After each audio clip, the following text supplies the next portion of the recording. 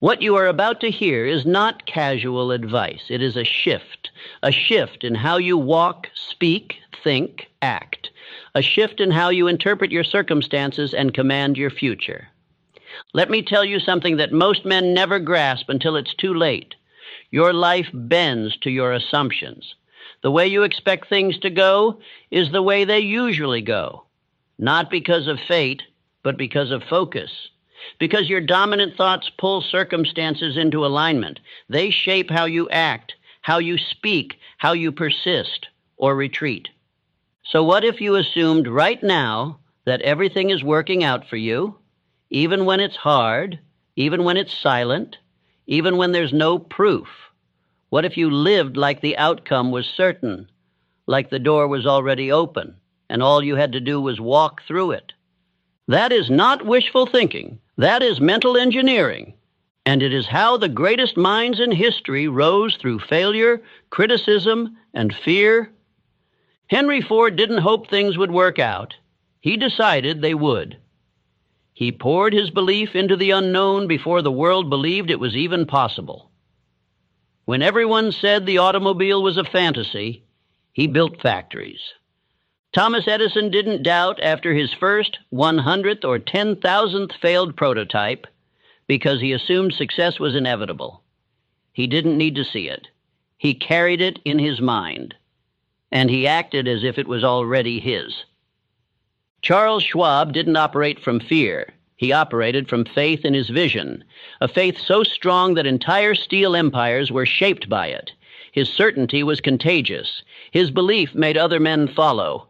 And Andrew Carnegie, the man who transformed industry and wealth in America, he did not ask, what if this doesn't work? He moved as if the results were already secured. That is the energy that builds legacies. So why not you? Why not now? Why not today? You've spent enough time worrying, enough time hesitating, enough time telling yourself stories rooted in fear. Now, it's time to flip the script. Because the version of you that hesitates, that overthinks, that shrinks when life gets loud, he cannot coexist with the version of you that walks in certainty. You cannot serve two minds. One must die.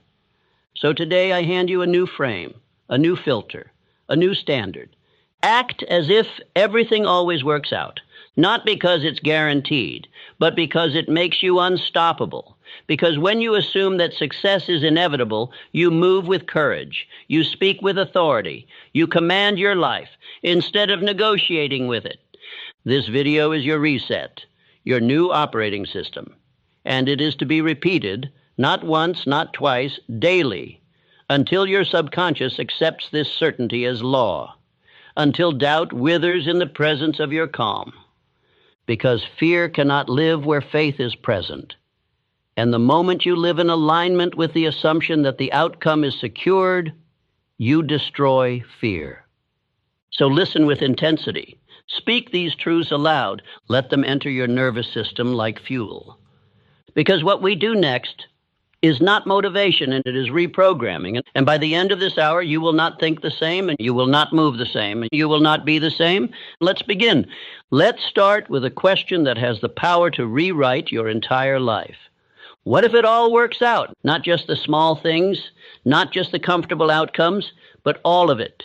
The setbacks, the delays, the pain, the silence, the detours, the moments where nothing made sense. What if all of it, every piece of the struggle, is building the exact version of you required for the dream you've been asking for? Most people don't live in that possibility. They live in worry. They wake up bracing for failure. They talk about worst-case scenarios. They expect betrayal. They wait for the bottom to fall out, even when life is rising. And because of that expectation, they unconsciously direct their energy toward what they fear instead of what they want. But there's another way to live, a way that doesn't require hype, a way that doesn't demand perfection, a way that simply asks one thing from you: to believe before you see. Because here's the truth. Belief isn't a reaction. Belief is a choice. And that choice directs the energy of your mind. The subconscious does not argue with you. It accepts what you feed it, and then it builds around that assumption. If you say, things never work for me, your subconscious says, understood. And it begins filtering your world through that lens. That's what you start to notice. That's what you start to expect. That's what you attract. Not because of magic, but because you stopped looking for anything else. Now imagine the opposite. Imagine waking up, no matter the circumstance, with this quiet command running in the background. Everything is working out for me. Even if you're broke, even if you've been betrayed, even if the path isn't clear yet, you still move like it's happening. You still execute like the doors are already opening. You still build like the foundation is solid. That belief alone, practiced daily, would rewire your entire life, because when you assume things are working in your favor, you become calmer under pressure. You become more patient in the waiting. You move with power even when the evidence isn't there yet. This isn't delusion. This is leadership of self. Thomas Edison once said, "I have not failed. I've just found 10,000 ways that won't work." That's not just perseverance. That's a man who assumed the light bulb was already his. It was just a matter of time. He didn't ask, what if this never happens? He asked, what else can I try because I know it's coming? That mindset is the difference between the man who folds after 3 setbacks and the one who becomes a legend. Henry Ford, when his investors laughed at the idea of a car for the common man, he didn't try to prove himself with words. He didn't shrink into fear. He moved forward like the world was wrong and his vision was already done. And that's not arrogance. That's assumption with discipline. It's the decision to act like it's working, even when you can't see it yet. The weak wait for proof. The powerful move as if the proof already exists. That's what this mindset gives you. It removes the need for validation. It replaces panic with posture. And it installs a new belief system. The outcome is certain. I just haven't arrived yet. So let me ask you again, what if it all works out? What if the delay was divine? What if the betrayal was protection? What if the confusion was construction? What if the thing you're calling a setback is the exact detour that will introduce you to the version of you you actually need? You see, once you install that assumption, once it becomes your default, you no longer fear the unknown. You welcome it. Because the unknown is not the enemy. It's the evidence that something bigger is forming. And your only job is to keep moving, to build when it's boring, to lead when no one's clapping, to act like the outcome is locked in, even if the scoreboard says you're losing. Because the scoreboard doesn't measure your spirit. It doesn't track your faith. It doesn't see what's building behind the scenes. Only you know that. Only you know how deep this decision goes. So say it to yourself right now. I live as if everything is working for me. I don't panic, I prepare.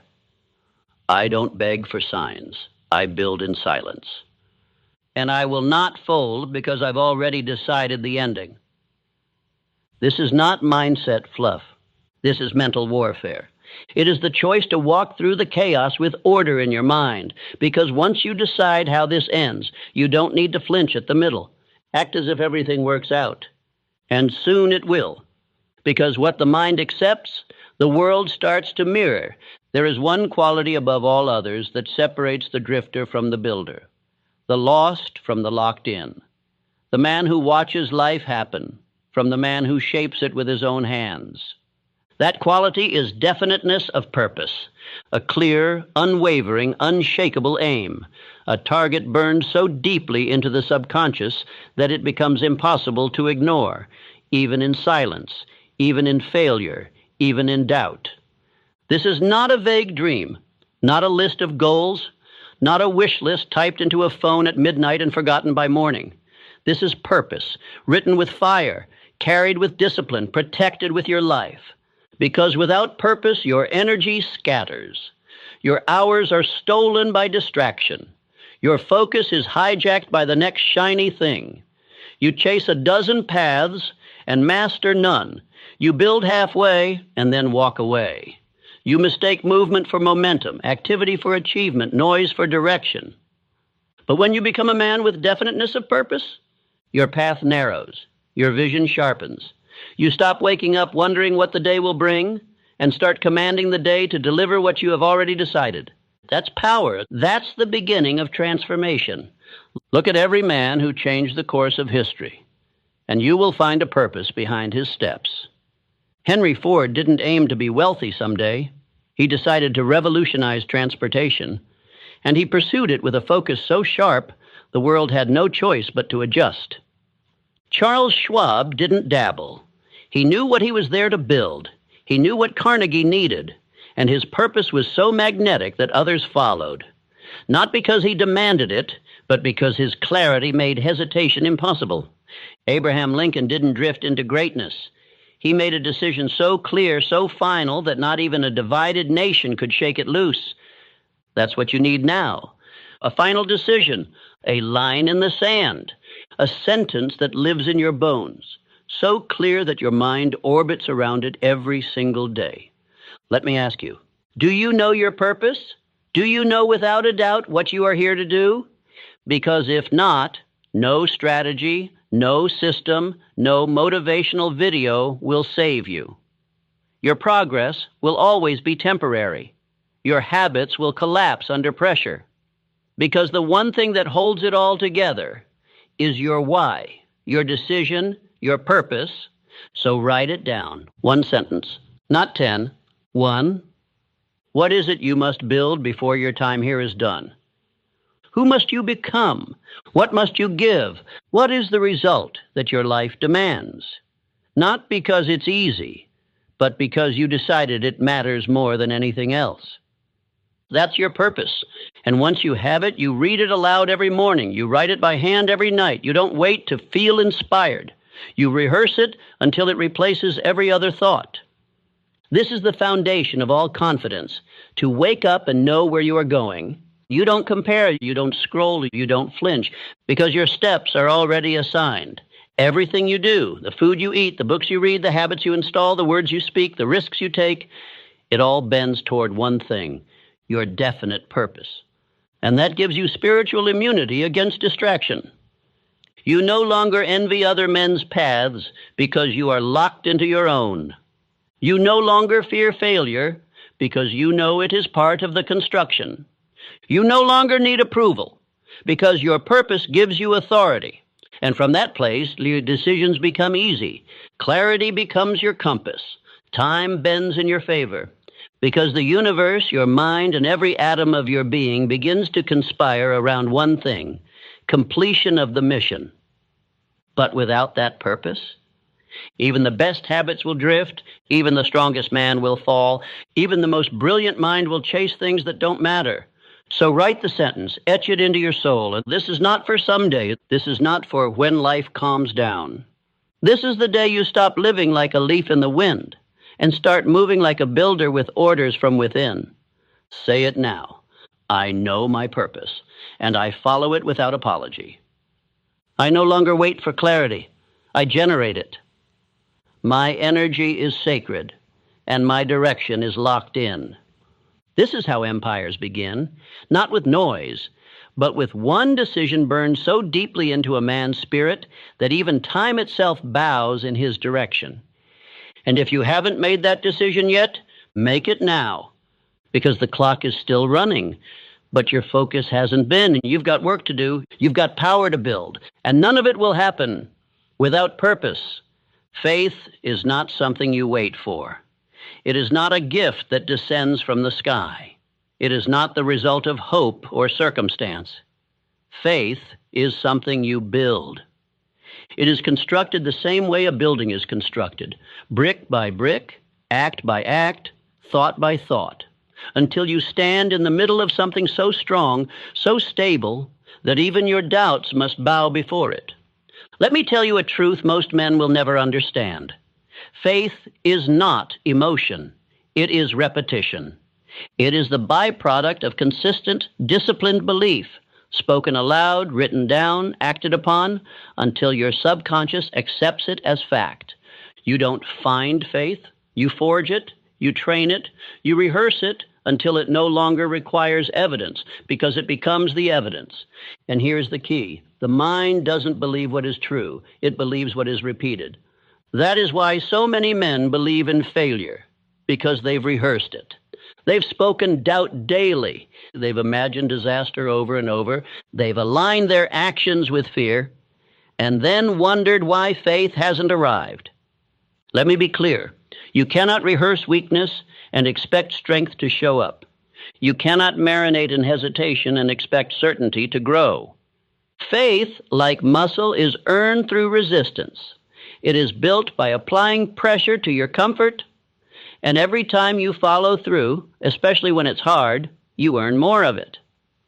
That is why autosuggestion is not a game. It is the gateway. It is the act of deliberately feeding the mind the identity you have chosen, not the one you were given, not the one they labeled you with, the one you designed. That's why I don't tell you to casually watch a video and hope it changes you. I tell you to repeat it, to study it, to speak it back. Because when you do, when you make those words louder than the doubt, something extraordinary happens. You start to believe yourself. That is the root of all personal power. To know that when you speak, your subconscious listens. So you begin each day with command, not confusion. You wake up and speak the script of the man you are becoming, not just because it sounds good, but because you know it is writing new grooves in your mind. And those grooves will become the path your feet walk.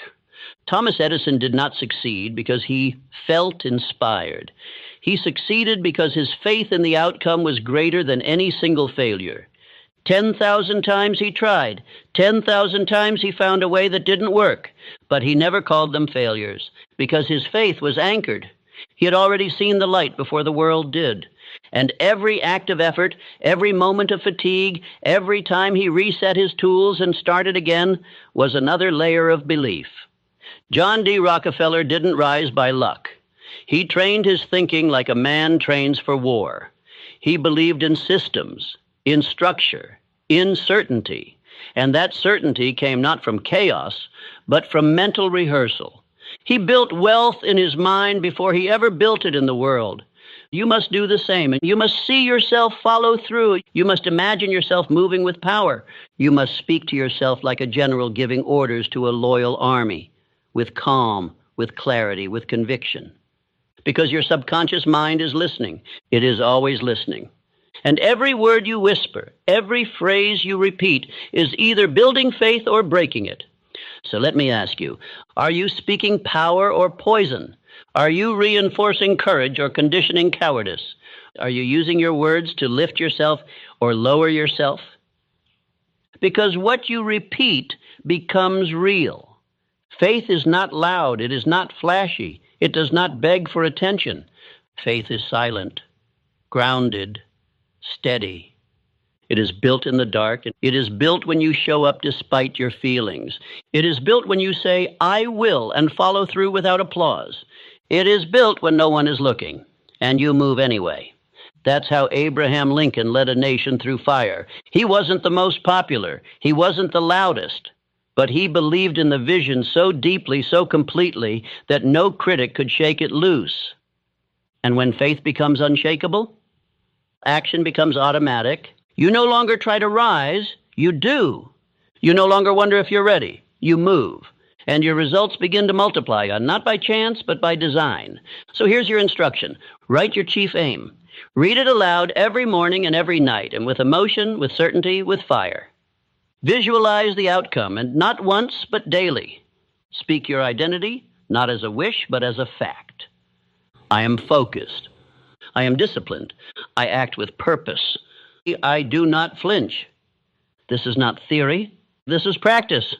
And when you practice it long enough, the man you used to be, the man of doubt, of fear, of hesitation, he fades into dust.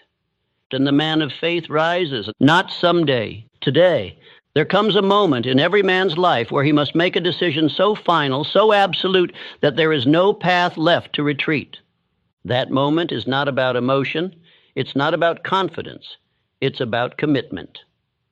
Burning the bridge means this. You remove all exits, all fallback plans, all quiet excuses that whisper, if this doesn't work, I can always go back. No, you can't. Not anymore, because that man is gone. Let me tell you something that every titan of history has known. You do not truly transform until you remove the option of staying the same. You cannot build a new life while clinging to your old one. You cannot become someone new and still hold space for the person you used to be. You cannot win with your eyes halfway on the rearview mirror. Charles M. Schwab didn't become the president of Carnegie Steel by playing it safe. He wasn't the smartest man in the room. He was the most decided. He carried himself like a leader before the world saw it. He aligned his speech, his tone, his energy with his desired position. And in doing so, he closed the door to mediocrity. When he walked into the room felt it. You want that kind of presence? You must decide so fully, so violently that your past self is stunned into silence. This is what it means to burn the bridge. It's not symbolic. It's strategic. When you remove the option to quit, when you make it so there is no going back, you activate a part of your mind that most men never touch. It's the part that must win, because it has no choice. Andrew Carnegie demanded this from his men. He didn't want those who were interested in success. He wanted men with one obsession, men who burned the bridge to every other pursuit. He understood this truth. A divided mind is a defeated mind. And so must you. You cannot serve two identities, the man you've been and the man you are becoming. One of them has to die. That means you must remove everything that gives the old you oxygen, every distraction, every excuse, every person who keeps you small. You say you want to rise? Good. Then it's time to remove the staircase back down. You say you want to become unrecognizable? Then stop keeping souvenirs from your past self. That means you delete the contacts that drain your focus. You clear your space of things that reinforce the old habits. You stop visiting the mental corners where doubt still lives. You destroy the comfort you used to retreat to, because comfort is a liar. It says, you're fine where you are, but greatness never lives there. Greatness begins the moment you close the back door and walk forward with fire. That's what Henry Ford did when he bet everything on the assembly line. He didn't ask for permission. He didn't try to convince the skeptics. He decided. And in that decision, he removed failure as an option. People laughed. He didn't. Because a man who has burned the bridge does not have time to entertain doubt. He is too busy executing. Now listen to me carefully. You will be tempted, more than once, to look back. You will think about how easy it was to be lazy, to scroll, to sleep in, to live without pressure. And that voice will sound reasonable. It will offer balance. It will tell you, it's okay, just this once. That voice is the final ghost of the old identity. Kill it. Do not entertain it. Do not respond to it. Do not explain yourself to it. Replace it. Every time it whispers, you speak louder. I said 90, not 9. I act from decision, not from feeling. I move because I chose this path, not because it's easy, but because it's mine. Do you understand what that does? It hardens your will. It trains your subconscious to believe that your word is law, that your actions are not suggestions, they are commands. This is where the edge is formed, because now you don't need emotion to move. You don't need motivation. You move because the bridge is gone. You move because the man you used to be has no shelter left. You move because the only direction is forward.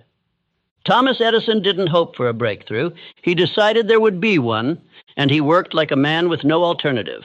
10,000 failures, and not once did he consider going back. Why? Because he had no bridge to return to. You must adopt the same mindset. Burn the plan B, eliminate the what if. Live as if this is the only shot, because it is. The clock doesn't pause, the world doesn't wait, and neither should you. You have been dancing with discipline long enough. You've flirted with greatness long enough. Now is the time to marry the mission. Fully, finally, without hesitation. Because once the bridge is gone and the fire rises behind you, there is no turning back. Only forward, only execution, only evolution. Let that be the point of no return. Let that be the day everything changed. Let that be today. No man rises alone. No man becomes powerful by staying in isolation. While discipline is forged in solitude, acceleration is born in alignment. There is a force more powerful than willpower, more potent than skill or ambition. It is the power of the mastermind, and it begins with this truth. You become like the minds you consistently align with. Your thoughts are shaped by your circle. Your energy is influenced by your environment. Your identity is forged in the company you keep. You may believe you're strong enough to carry your mission alone, but look around. Truly look. Who do you share your time with? Who do you allow to shape your vision? Who do you speak to most? Because those voices are either building you or breaking you. The mastermind is not just a group. It is a mental alliance, a convergence of aligned minds moving with a shared intention to elevate, not distract, to build, not entertain, to sharpen, not soften. You must seek this, or you must build it. That means find men who speak with clarity, who move with purpose, who understand what silence means, who don't need to be reminded of the mission because they live it. When you connect your mind to others moving with the same fire, something miraculous happens. You become faster, stronger, more focused. You multiply your energy. You collapse timelines. You begin to unlock ideas you never would have seen on your own because the mastermind brings perspective. This is not theory. This is the same strategy used by the greatest builders of history. Henry Ford did not build his empire in a vacuum. He surrounded himself with thinkers, engineers, and men of unshakable belief. They didn't always agree, but they aligned. They pushed. They challenged each other into higher forms of execution. Thomas Edison had a mental network of collaboration, not noise. Ideas passed between minds, each one sharpened through shared obsession. Andrew Carnegie, one of the wealthiest minds ever to live, attributed his fortune not to luck, not to capital, but to the power of the mastermind, to having one goal reinforced by many minds united in purpose. Charles M. Schwab, too, rose because he sought alignment with the highest vision and made it his daily environment. The mastermind does not happen by accident. It is created carefully, deliberately. But let's be clear, not everyone around you qualifies. A mastermind does not include people who speak with doubt, people who gossip, people who chase comfort, people who mock discipline, people who wait for permission to move. You must remove them from your mental atmosphere immediately, because a single weak mind in your circle can dilute the fire you're building. Protecting your energy is not arrogance, it is strategy. If a man does not feed your vision, he bleeds it. If he does not mirror your commitment, he distracts you from it. If he cannot see the future you are building, he has no place in its foundation. Let me give you a rule. If you wouldn't trade places with their life, don't take advice from their voice. You are not obligated to carry the weight of others' confusion. You are here to build something different, sharper, clearer, higher. So what do? You form your mastermind by choice. Start with one aligned mind, one voice that sharpens you, one man who speaks clarity over chaos, then another and another, until your circle becomes a system, a structure, a support so tight, so aligned that failure becomes difficult. Meet weekly, speak with purpose, share goals, hold each other to higher standards, eliminate the soft language. Maybe, someday, I'll try. Replace it with declarations, with accountability, with fire. And if you cannot find this circle yet, be it. Be the standard. Speak with authority. Move with conviction. Others will feel it, and they will rise to meet you or fall away. Do not chase approval. Do not try to convert those who are committed to drifting. Just build. Just move. Just live aligned, and those meant to walk with you will appear. This is not about community for the sake of comfort. It is about alignment for the sake of power.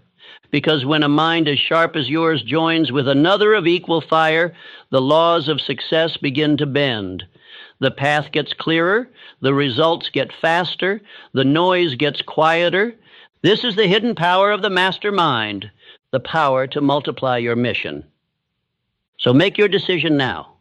Who do I need to align with? Who do I need to release? And who do I need to become to attract the minds I want around me? Then begin. One aligned conversation can change your life. And one weak one can steal it. Choose wisely. Before the action, before the money, before the momentum, and there must be belief, because no man ever accomplished anything of greatness without first seeing it in his mind. You must believe long before the world gives you permission, long before the world applauds, long before the evidence shows up. That is the true test. Can you act as if it's already real while it's still invisible? This is what separates the few who rise from the many who quit. Understand this. Faith is not a luxury. It's not an optional mindset reserved for the optimistic.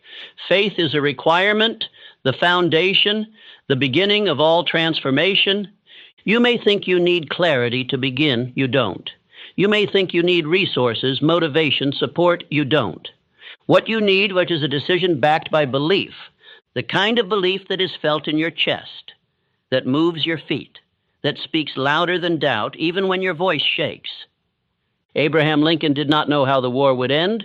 He didn't have certainty in strategy, but he had faith in principle, faith that freedom must win, even if the road cost everything. Henry Ford had no map, no market, no approval, but he believed so deeply in his vision that the world eventually bent to his certainty. Rockefeller built empires before the infrastructure even existed. Why? Because in his mind, it was already done. Edison, Carnegie, Schwab, none of them waited for evidence before they believed. They created the evidence by acting in advance of it. That is what faith does. It precedes the results. But fear does the opposite. Fear says, I'll wait until I see proof. Faith says, I'll move and then make the proof appear. Which voice do you obey? Fear waits. Fear scrolls.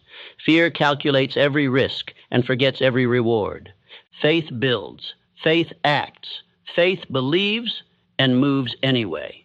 And if you think this is just positive thinking, you misunderstand the laws that govern your mind. Your subconscious does not respond to what is true. It responds to what is repeated, what is felt, what is believed. If you repeat fear, your life becomes a pattern of protection. If you repeat belief, your life becomes a pattern of creation. That is why autosuggestion is so vital. Why you don't just hear the words, you speak them, you feel them, you emotionalize them into your subconscious until they become your identity. You don't just say, I believe. You say, I act with faith. I do not wait to feel ready. I know who I am becoming, and I move accordingly. This is how belief is installed. Every day you speak the vision. Every day you move like it's done. Every day you refuse to let fear direct your decisions. That's the part most men miss. They think belief is just mindset, but belief is also motion. If you want to believe, act like you believe, because action reinforces belief. Each time you follow through without evidence, each time you show up when it's hard, each time you keep your word in private, you build a new identity, an identity that says, I don't need proof. I am the proof. Let me give you a law. Belief precedes performance. You will never outperform the image you hold of yourself. So the question is not, can I do it? The question is, what am I rehearsing? What am I telling myself daily in silence? What identity am I speaking into existence or avoiding out of fear? Because the world doesn't respond to potential. It responds to certainty. Certainty in your voice, certainty in your movement, certainty in your presence. You cannot fake that. It must be forged. And you forge it through daily rehearsal, through repetition of belief in the absence of proof. Every morning, speak your vision. Every evening, reflect on your actions. Every hour, refuse to betray the man you said you're becoming, and watch what happens. The fear doesn't vanish, but your faith gets louder. The doubt doesn't disappear, but your decisions override it, until eventually your belief becomes undeniable. And so do you. This is not mysticism. This is not fantasy. This is the reality of how every empire begins, with an invisible vision, believed in so deeply, repeated so often, acted on so boldly, that the world has no choice but to see it too. So choose your belief now. Choose what you'll repeat, because you are always programming your mind. The only question is, with what? Let your faith become your foundation, and let your daily actions as prove it. If there is one trait that separates the builders of history from the men who remain in hesitation their entire lives, it is decisiveness. The ability to choose and never retreat. You do not drift your way into greatness. You decide your way there. One decision, repeated without apology, becomes the dividing line between those who make history and those who only watch it unfold. Let this be understood. Indecision is the breeding ground of fear. And the longer you wait to choose, the louder the doubt becomes. A man who delays decays. Every time you hesitate on your next step, you make room for second guessing, for outside opinion, for fear disguised as logic. And slowly, your energy leaks. Your clarity fades. Your conviction crumbles. And this is why a man must train himself to decide fast and change his mind slowly. That is the habit of the elite. Henry Ford was not a man who asked permission. He did not poll the crowd. When he made a decision, it was final, forged in fire. Even when his own engineers told him that an 8-cylinder engine in one block was impossible, he told them, "Build it anyway." And they did, because his decision was stronger than their doubt. Charles M. Schwab, in the steel empire of Carnegie, rose not just because he was competent, but because he was decisive. He didn't hesitate. He didn't dance around responsibility. He moved.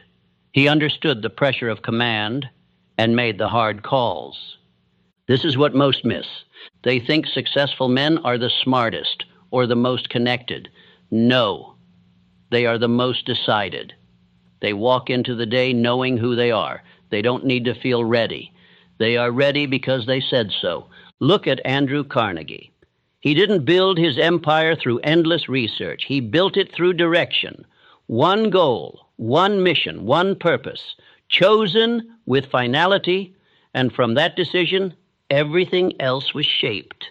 Your life works the same way. Until you decide who you are, the world will keep assigning roles for you. It will hand you scripts. It will offer distractions. It will tempt you to stay average. But when you decide, truly decide, the world has no choice but to rearrange around that choice. Here is the law. Decision creates identity. Indecision preserves the old self. So if you keep drifting back into old habits, it is not because you are weak. It is because you have not decided to leave them behind. What's worse, indecision breeds more indecision. It compounds. And soon your life becomes a loop of almost starts and nearly finished goals. But when you choose, when you burn the bridge, when you kill the backup plan, you create an energy that cannot be faked. That energy, the world responds to it. Your mind aligns to it. Your standards are born from it. Let me give you an instruction. Make one powerful decision today and refuse to revisit it.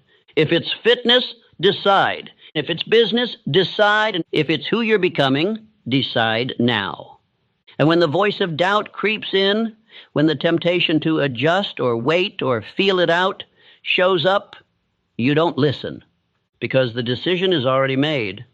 Thomas Edison didn't ask the light bulb for permission. He didn't wait until he had all the answers. He decided, and he pursued over 10,000 attempts, not trials, decisions.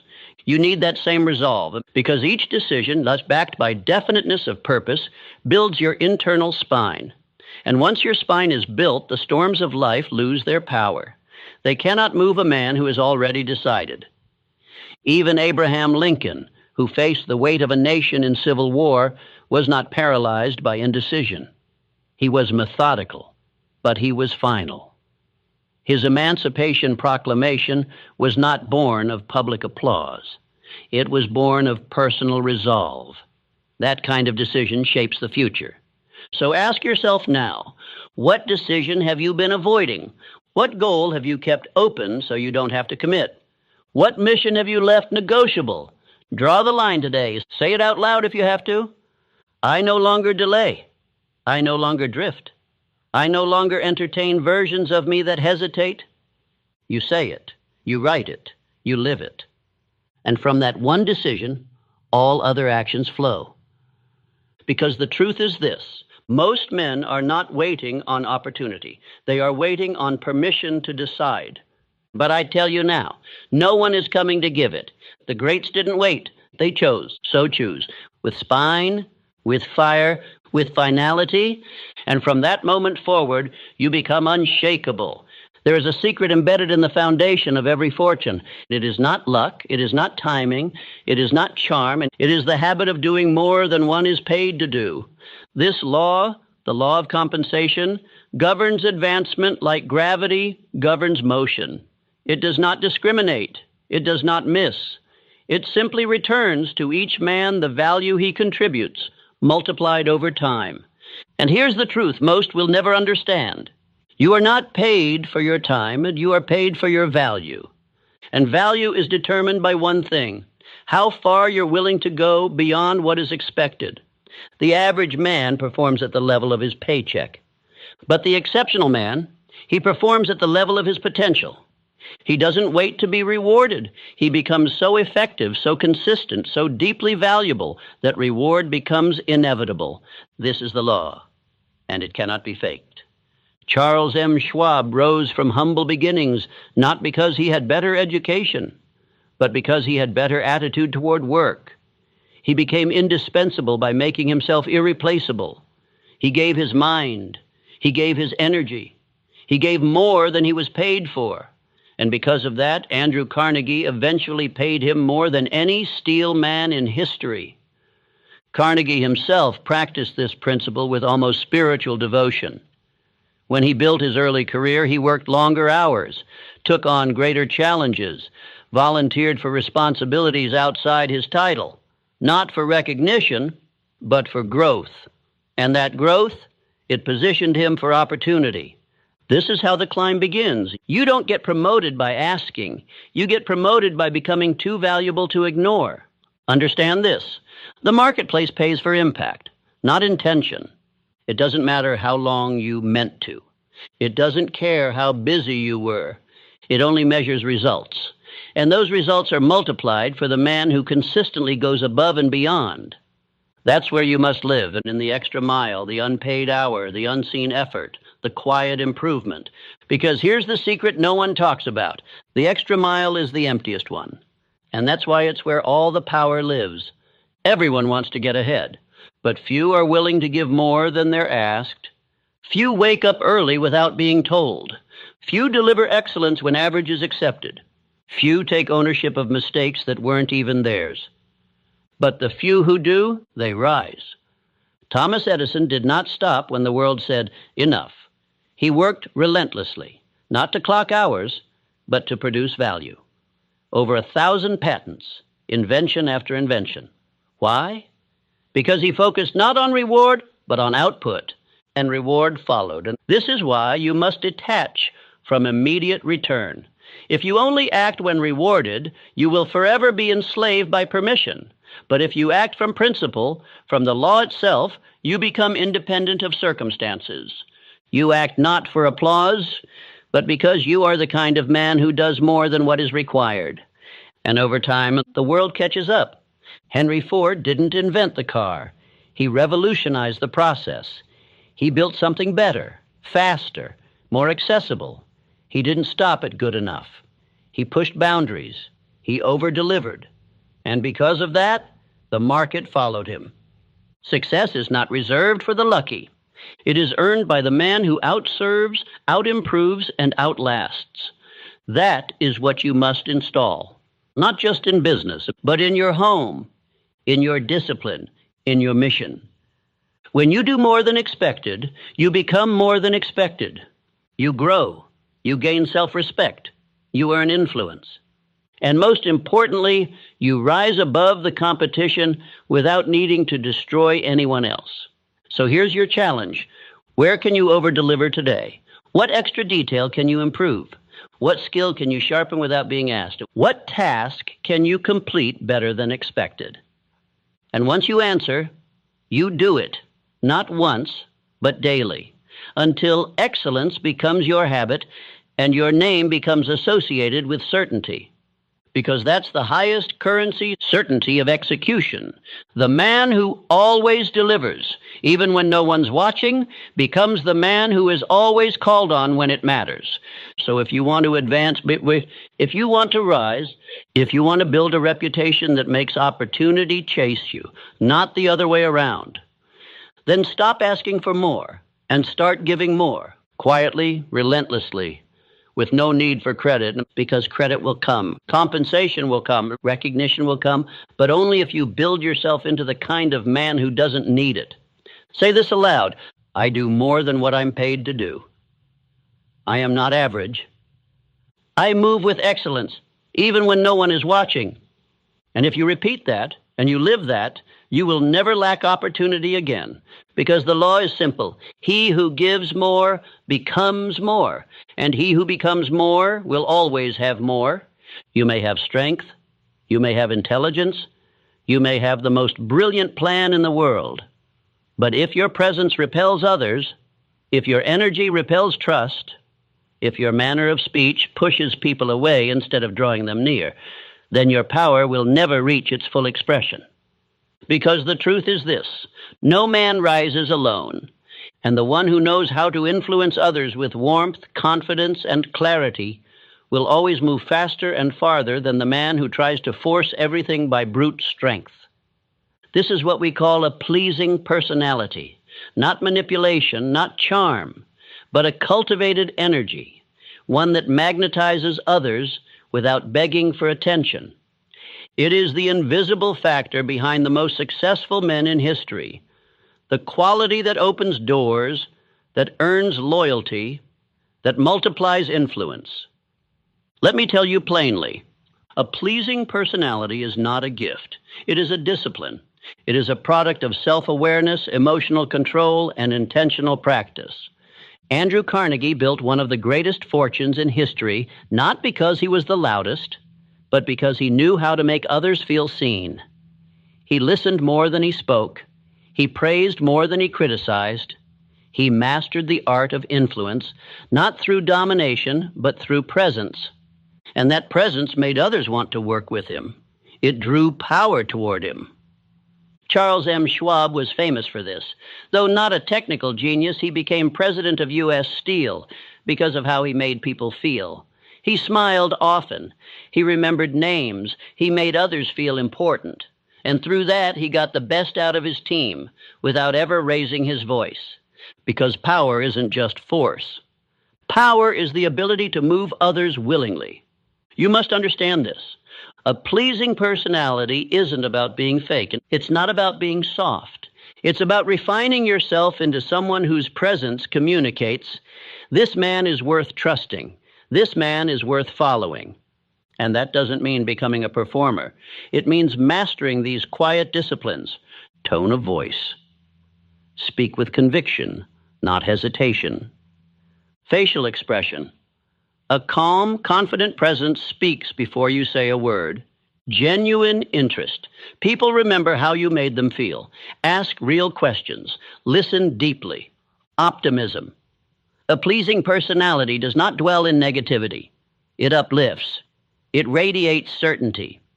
The world is full of loud, bitter, argumentative men trying to prove themselves. But the man with a pleasing personality, he doesn't argue, he doesn't shout, he doesn't over-explain. He influences, he persuades. He builds bridges where others burn them. Thomas Edison worked with teams of brilliant minds. And though he was intensely driven, he understood the value of collaboration, of creating a magnetic environment that made others want to contribute. His laboratories weren't just centers of invention, they were environments charged with positive expectancy. That's what a pleasing personality creates. Movement without resistance. Now let's make it practical. If you want to be powerful, you must become likable. Not because you seek approval, but because you understand this law. People move faster for men they admire. When you speak with respect, others give you respect. When you walk with presence, others feel it before you speak. When you remove the need to prove, you gain the ability to persuade. And persuasion moves mountains. Ask yourself, do people feel stronger after speaking with me? Do I make others feel valued, not by flattery, but by attention? Do I carry myself with calm authority or chaotic energy? Because here's the bottom line. The most powerful man in the room is not the one who talks the most, but the one others listen to when he finally speaks. Abraham Lincoln is remembered as one of the greatest presidents, not because he dominated others, but because he combined firmness with humility. He communicated with simplicity, with clarity, with presence. Even in the darkest times, he radiated a pleasing personality that gave the people confidence. Henry Ford, for all his brilliance, knew the importance of harmony. He didn't surround himself with yes men, but he valued those who could communicate ideas with calm, strength, and direction. He was not polished in speech, but he was consistent in presence, and consistency creates trust. That's the essence of a pleasing personality. You don't chase attention, you command it through character. So here's your challenge. Speak less, and when you do, speak with intention. Smile more, not as a mask, but as a message. I am in command of my energy. Move slowly, speak clearly, make others feel seen, and most of all, live your life in such a way that your presence makes others want to be better. Because that's the highest form of influence, the man who uplifts everyone around him without effort, simply by being who he is. Repeat this daily. My presence is calm, powerful, and persuasive. I make others feel seen, heard, and understood. I do not argue, I influence. And over time, that energy becomes magnetic. The world starts leaning toward you, not because you shouted, but because you built yourself into a man worth following. There is a law, one so powerful, so consistent, that those who live by it are destined to rise, and those who violate it are sentenced to mediocrity. It is not written in stone. It is not taught in schools. It is rarely mentioned in conversations about success. And yet, every successful man I've ever known obeyed this law like it was scripture. It is the law of increasing returns. The man who does more than he is paid for will soon be paid for more than he does. Let that echo. Because it is not a motivational phrase, but it is an economic truth, a spiritual truth, a universal truth. The average man says, I'll give more when I get more. But the builder, the man who commands his life, says, I'll give more now, and let the rewards find me later. And they always do. Look at Andrew Carnegie. He began as a poor boy in a telegraph office. He wasn't asked to learn how to read and write Morse code fluently. He wasn't required to memorize rail routes, but he did. He went beyond the role, beyond the instruction, beyond the bare minimum. And what happened? The people in power noticed, not instantly, but inevitably. And from that small post, he rose to become one of the richest men in the world. How? He gave value first, without asking, without keeping score, without demand. The man who goes the extra mile makes himself irreplaceable, because while others perform the duty, he delivers the result. While others ask, what am I owed? He asks, what else can I give? You must understand, life does not pay you based on the clock. It pays you based on value. Your time means nothing if it produces little. But your effort, your initiative, your refusal to cut corners or wait for reward, that makes you unstoppable. Thomas Edison knew this well. His work ethic was legendary. Thousands of failed experiments, sleepless nights, years of obsessive experimentation. He didn't demand guarantees. He gave everything. First. and only after results were produced, the world handed him its rewards. Now let me ask you, are you doing the minimum? Are you only rising when someone's watching? Are you only moving when it's convenient? Because the universe keeps score, not of your hours, but of your initiative. The world might not reward you immediately, but it will eventually, and far beyond what you expect, if you make this a habit. Start where you are. If you work a job, stop asking what your role is. Start asking what your standard is. If you're building a business, stop asking what clients will pay for. Start asking what would blow them away. If you're building a skill, don't just check the box. Stay longer, push deeper, stretch further. Because every time you exceed the expectation, every time you cross the invisible line of enough and keep going, you separate yourself from the pack. You become unforgettable. You become trusted. You become indispensable. Let me remind you, Charles M. Schwab wasn't promoted for doing his job. He was promoted because he multiplied value. He encouraged others. He pushed teams. He asked what else could be done. He went above. Not for attention, but because it was who he was. That's what you must become. The man who gives more than is asked, more than is expected, more than is required. And the key? Do it when no one sees it. Do it when no one claps. Do it until it's your identity, because that identity becomes a magnet for opportunity. Henry Ford built an empire not just because of what he knew, but because he demanded more from himself and from others. Faster production, smarter engineering, better value for the customer. He always asked, how can we give more? And as a result, he received more than any man in his field.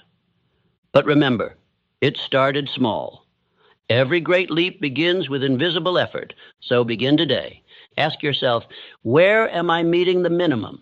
Where can I exceed the standard? Where can I act not like an employee, not like a worker, but like an owner? And once you find that answer, live it. You'll feel resistance. Others will mock you. They'll say you're working too hard, caring too much, doing too much for nothing. But the rewards of going the extra mile are never immediate. They are delayed, but multiplied. They come in the form of respect, of trust, of opportunity, of leadership, and eventually of wealth. Say this daily, I do not ask what I'm owed, I ask what I can give.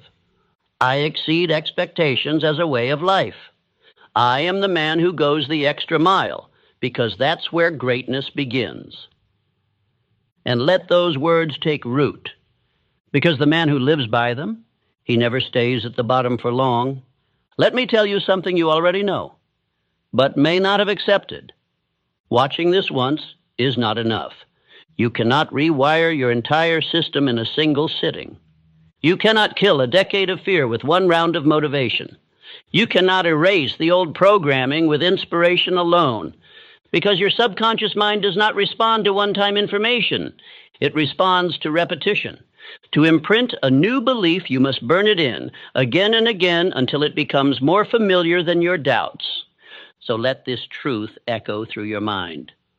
Repetition is the language of the subconscious, and the strongest loop always wins. If your old loop is, I'm not good enough, it will dominate until a stronger one replaces it. If the dominant signal in your life is hesitation, that will become your identity. But if you feed your mind day after day with power, with certainty, with a voice that reminds you of who you really are, then the old voice loses volume, not by force, but by frequency. That's why autosuggestion is not optional. It is the method, the tool, the mechanism by which you reprogram who you are at the core. And how does it work? You play this again. You speak the lines aloud, not casually, but with energy. You memorize the phrases that struck you. You repeat them in your mind when resistance rises. You let this message become your mental software.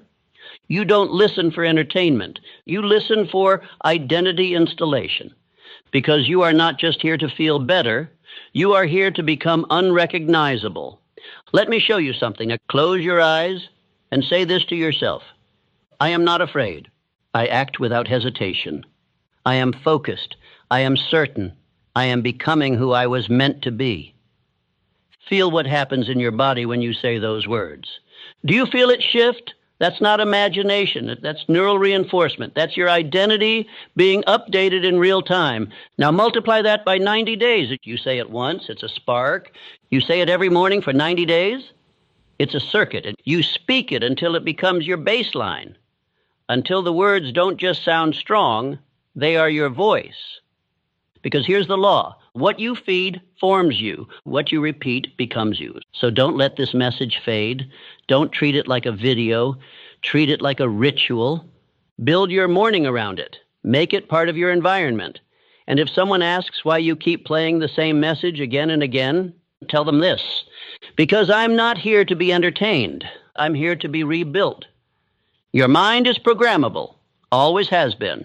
The only question is, who's writing the code? From this moment forward, you are. So play this again. Speak the words with fire.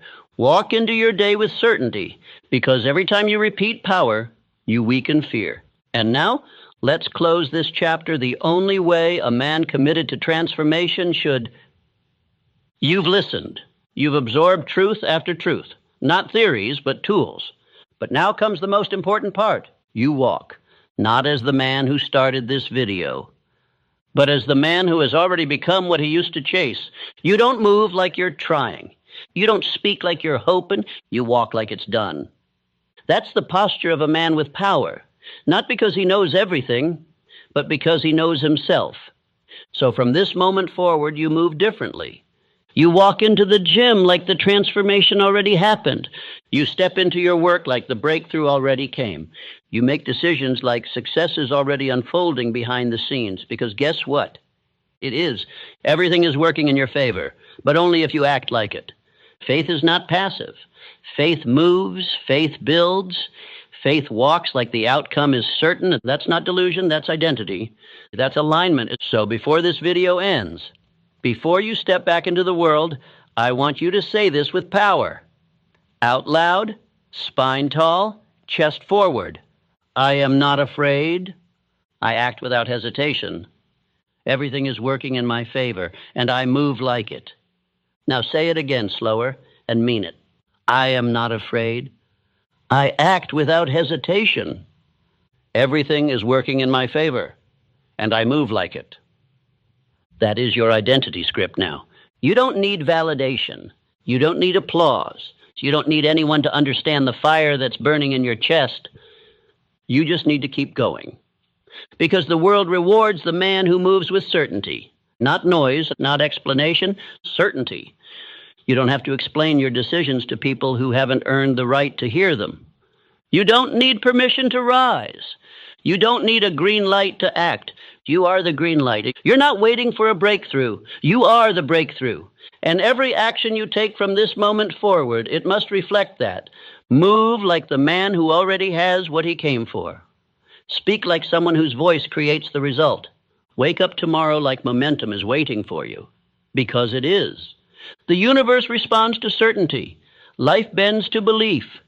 And the version of you who used to hesitate, he doesn't exist anymore. Because now you walk like it's done. Let them wonder what changed. Let them feel the shift when you walk into a room. Let them sense the silence in your presence. The kind of silence that doesn't come from not knowing, but from knowing too much to waste words. You've done the mental work. Now walk it out. Every room you enter, every action you take, every plan you make it from the man who already is. And if you ever forget, you come back to this video. You press play again, and you remember who you really are. This isn't just a motivational message. This is a mental installation, and you don't install it once. You live it, you rehearse it, you become it.